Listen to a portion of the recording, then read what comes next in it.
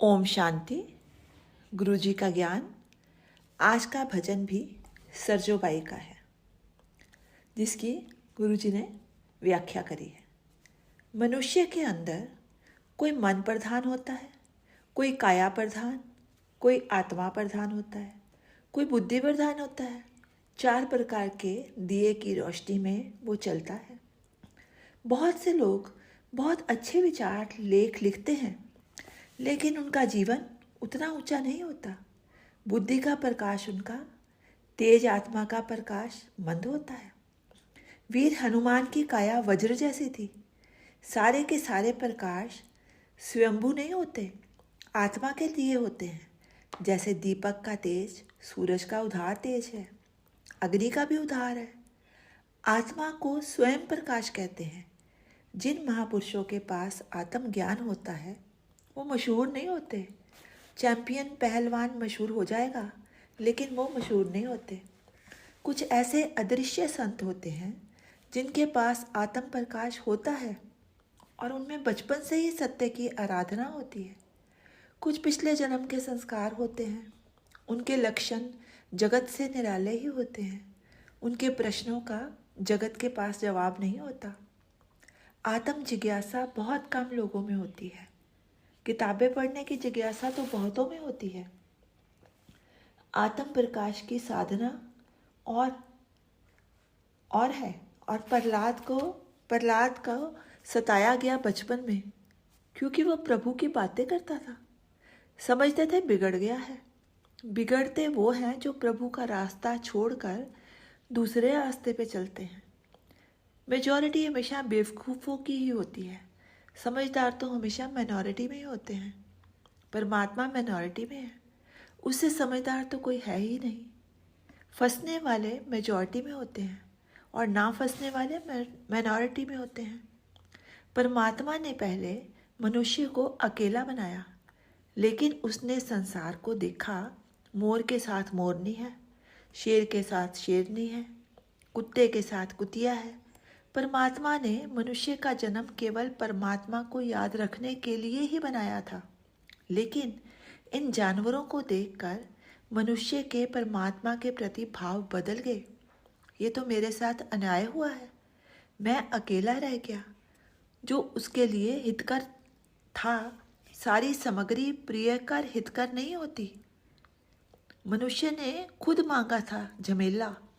परमेश्वर कहता है, तूने मेरी कृति में नुक्स निकाला था। जानवर तो अबोध दशा में थे।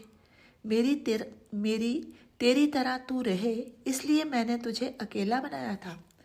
संसार में तो माया का राज चलता है, परमात्मा का राज तो सिर्फ आत्मा पर चलता है। बुद्धि, मन, इंद्रियों पर माया का राज चलता है। परमात्मा ने तो तुम्हें अकेला भेजा था। इतना आज़ाद रहेगा, माया का कोई कानून लागू नहीं होगा। माया का कानून मरना ईश्वर पर लागू नहीं होता। परम मानव, तुझे ऐसा ही बनाया था जैसा मैं हूँ, पर तेरे लालची मन ने मांग की जोड़े की, इसलिए ईश्वर का कोई जोड़ा नहीं। एक दिन तेरे को बोध हो जाएगा, तू फिर मेरे से यही मांग करेगा, जोड़े से मुझे मुक्त करो।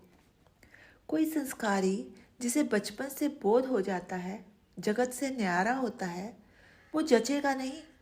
हम ही विरोध करेंगे। सबसे पहले विरोध घर से शुरू हो जाता है। जानने की यात्रा मेहनत की कमाई है और मानने की हराम की कमाई है। ईश्वर की साधना में भी अपनी कमाई करनी है। आत्म ज्ञान भी एक प्रकार का विज्ञान ही है। आत्मा की दृष्टि का ज्ञान है। विज्ञान ही अज्ञान को मिटा सकता है। दृष्टि आत्मा के पास है। आत्म प्रकाश अपनी आत्मा के जगने से ही मिलता है। दीपक मौजूद है, तेल भी, बाती भी मौजूद है, इंतज़ार कर रहा है प्रकाश का। प्रकाश के संपर्क में जाएगा तो ही प्रकाश होगा ना। ये प्रकाश तो आत्मा से ही मिलता है। सरजोबाई कहती हैं, हमको जो रोग लगा है अंदर का, अंदर के रोग को ही विकार कहते हैं। बाहर से विकार चिपकते नहीं हैं। वासना, क्रोध सब अंदर से उठते हैं। जिसके चित्त के अंदर सत्य पर नजर है, सत्य ही तुम्हारे आंतरिक विकारों की औषधि है, भीतर के रोगों की भीतर की औषधि है। नित्य परमेश्वर की याद औषधि है। तन और मन के रोगों, किसी की चीज के प्रति लालच, इसकी दवा केवल परमेश्वर के पास है। जिसने सत्य स्मरण किया, सत्य है या नहीं, सत्य के प्रति जागरण सत्य ही परहेज हो जाता है। हमने रसना आत्मा के अनुसार चलने की प्रैक्टिस नहीं करवाई। घमंड सुनने ही नहीं देता, अधम का स्वभाव ग्रहण ही ना करने देता। सत्य की औषधि खाओगे तो पत्ते भी चाहिए। अगर कामी लोभी बन गया तो क्या फायदा।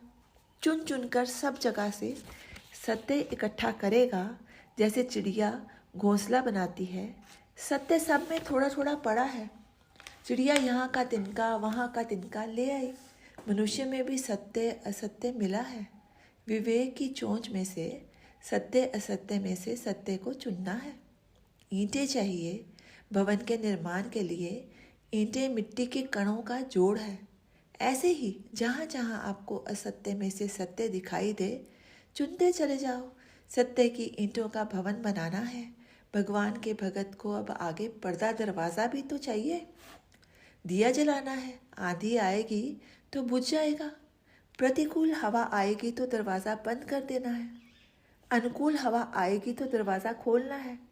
जब गर्दा आता है, आंखें बंद कर लेते हो, नाक मुंह पर कपड़ा रख लेते हो।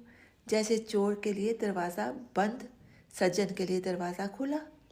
लालच मोह की हवा चलती है तो तत्वज्ञानी दरवाज़ा बंद कर लेता है। हवा चली गई तो दरवाज़ा खोल दिया। मूर्ख सबको ही जी आयानु कहता है।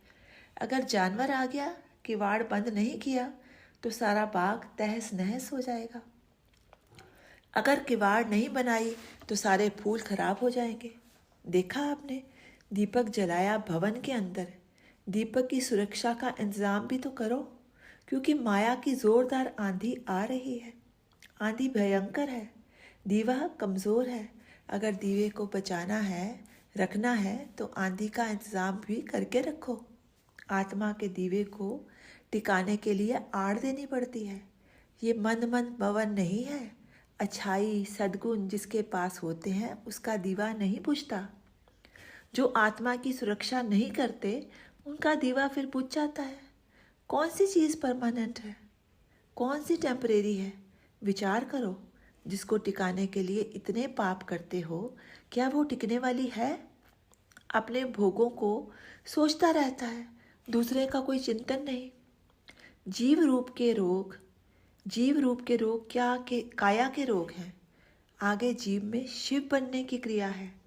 जीव क्या है? शिव आत्मा है। शिव का कभी विवाह नहीं हो सकता। संसारिक काया का विवाह होता है, आत्मा का नहीं। आत्मा अमर है क्योंकि विवाह नहीं होता। विवाह केवल मरने वाले का होता है। विवाह देह संबंध है, आत्म संबंध नहीं है।